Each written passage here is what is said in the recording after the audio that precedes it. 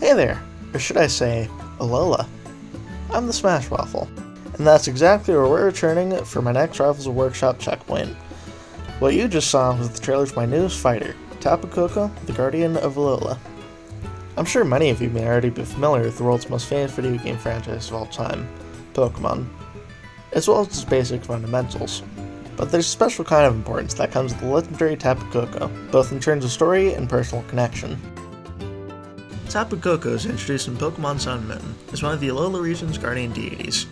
Its job is to protect the people of Melemela Island. At the start of the player's journey, the Pokemon saves them from falling from an unfortunate fate, and then proceeds to grant them with a special rock. This would eventually become the almighty Z-Ring. Later on, Koko would assist in fending off an invasion of Ultra Beasts, caused by the game's antagonist. In the end, Koko would test the player's might as a trainer in a Pokemon battle, of course after earning the title as the region's first champion. For a side legendary Pokemon, Tapu Koko plays a fairly prominent role in the story of both the games and the anime, and its design is unlike any other in terms of its unique build and astounding attributes. These factors, amongst other things, were why I vouched for Tapu Koko to join Super Smash Bros. Ultimate, which it did, but not exactly in the way I would have wanted. However, my hope didn't end there.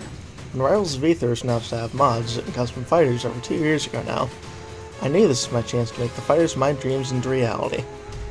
In other words, I've wanted to do this character since day one, and with all the spreading and coding experience I've accumulated in my 2-year journey through Workshop, it's finally time for 5 years of hopes, dreams, and ideas to finally let loose.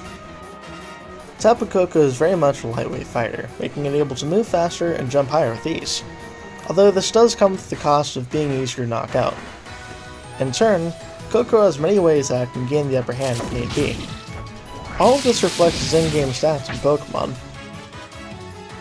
Tapu Koko's gimmick, Electric Surge, allows him to boost electric-based attacks using Electric Terrain, which comes from landing certain attacks and pairing a melee attack. Although there's a good chance you've noticed by now, the terrain can also significantly power up strong attacks, and even a couple of its specials, but play this carefully as it consumes the whole terrain. The terrain will disappear after being KO'd, being parried, or after 10 seconds. Additionally, Tapu Koko's Wave Dash is increased in speed and distance to make it easier to hold a charge outside of electric terrain. However, being attacked will make Koko lose that charge. Some of Tapu Koko's normal attacks are improvised off of unique attributes of its body, like its arm shields and claws. Other attacks can be drawn to actual moves it knows, such as Thunder Punch and Spark. Most electric attacks have sweet spots, specifically forward tilt, forward air, up air, and down air, will generate an electric terrain upon landing a hit with said sweet spot. When inside of the electric terrain, landing these sweet spots along with those from up tilt and down tilt bring quite the shocking results. Like I mentioned before, electric terrain significantly boosts Koko's strongs. Instead of a claw strike, forward strong will launch a powerful electro ball, which travels farther the more you charge it. Up strong goes from a dual claw jab to the strong electric attack Thunder. It's not campy like Pikachu's in Smash, but one could consider it deadlier.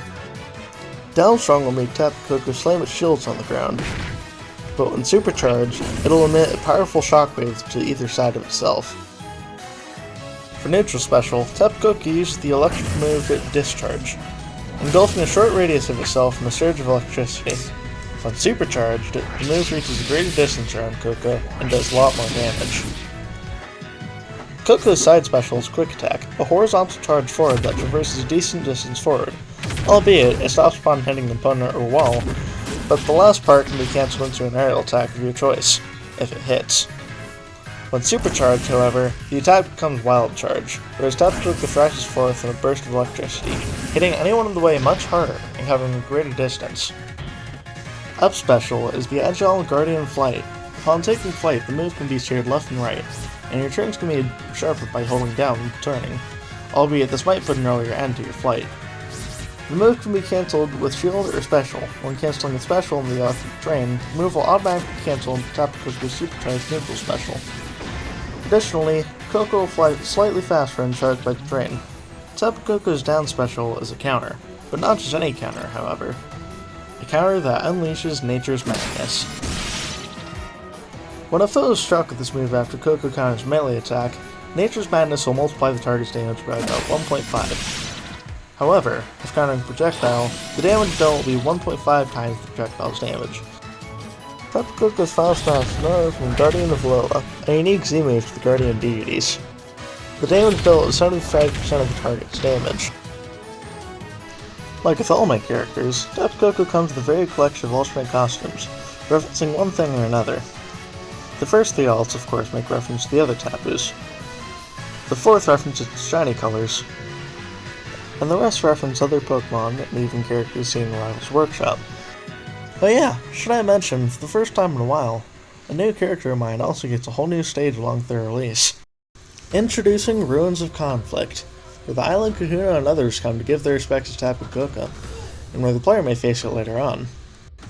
The stage's layout bears a strong resemblance to that of Rock Wall, but with a much wider composure to it. Throughout the Alola region, there are 3 other rooms like this identical to each other, each one dedicated to each of the Guardian deities. Speaking of them, they appear in the Aether form of this stage, where each one will make their own terrain effect. Tapu Lele's Psychic Train will give anyone on the ground super armor for every attack they perform, which should make for some very interesting and unique matchups. Tapu Bulu's Grassy Train will heal anyone by 1% every time they use an attack on the ground. And lastly, Tapu Fini's Misty Train will not only make everyone less susceptible to damage, but will nullify any harming effects like Zedderburn's Burn or Rana's Poison. To top it off, you can select from different music tracks by using the C-Stick, with special thanks to Cuponia for the template for this feature. These are the different C-Stick inputs that correlate to each different track. Do try to keep these in mind. I believe that should cover everything. It's been quite the experience showcasing my work like this. With our presentation coming to a close, I'd like to thank you all for tuning in today to watch this presentation, and it's the first time I've ever done anything like it. I've wanted to do this ever since Vivi Vinia started doing this with their own characters, and I felt even more inspired by Vivi Vizard's presentations you might hear a little bit more about in the future. Once again, I'd like to give a special thanks to Cuponia, not only for the selectable music feature on my stage, but for being an inspiration to push forward with this project. She actually told me herself shortly after I revealed Tapu Koko that it was one of her favorite Pokemon. I couldn't have felt more flattered to hear it. If you're watching this, I hope you enjoy Tapu Koko to the fullest. With that out of the way, Tapu Koko and the Ruins of Conflict will be releasing today, on the 18th of November. I chose this day in particular to release it because today marks the 5th anniversary of Pokemon Sun and Moon's release on the Nintendo 3DS. It's hard to believe I was only a sophomore in high school at the time, and now I'm a junior in college at a university, working hard to get my bachelor's. On the subject, I might not be able to be quite as active on workshops as I was throughout the last year, as there's a lot I need to focus on if I want to keep my life in shape. That being said, 2021 has been my best year yet in this community.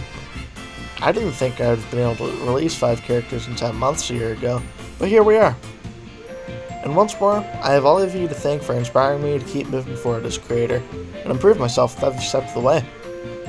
I might not be the greatest there is, but I feel better than I ever was. Until next time, Alola!